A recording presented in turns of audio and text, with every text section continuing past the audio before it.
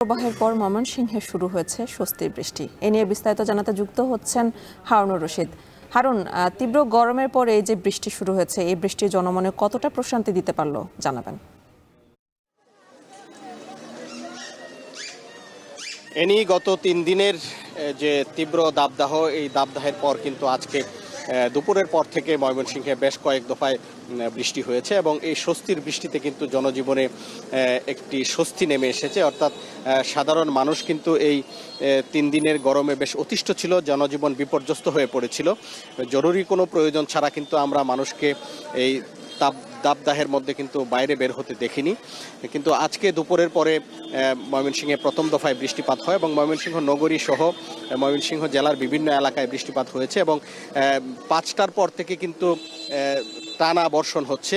অর্থাৎ ময়মনসিংহ নগরী সহ আশপাশের বিভিন্ন উপজেলাতে কিন্তু বৃষ্টিপাত হচ্ছে এবং সাথে সাথে কিন্তু বজ্রপাতও হচ্ছে। আমরা যদি একটু জানাই, আজকে কিন্তু বজ্রপাতে কিশোরগঞ্জে 3 জন নিহত হয়েছেন এবং ব্রাহ্মণবাড়িয়াতে 3 জন নিহত হয়েছেন এবং ময়মনসিংহ এলাকাতেও কিন্তু বেশ বজ্রপাত হয়েছে। তবে এখন পর্যন্ত এখানে কোনো হতাহতের খবর আমরা পাইনি।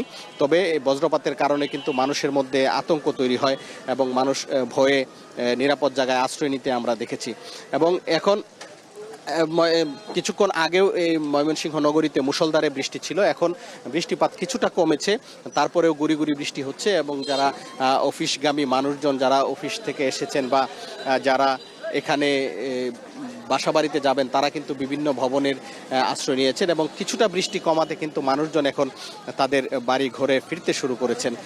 এবং মানুষজন যে বিষয়টা বলছেন সেটি হচ্ছে যে গত 3 দিনে তারা যে কষ্ট পেয়েছেন গরমে বা অসহনীয় গরমে যে দুর্ভোগে ছিলেন, সেই দুর্ভোগের মধ্যে কিন্তু আজকে স্বস্তি এসেছে।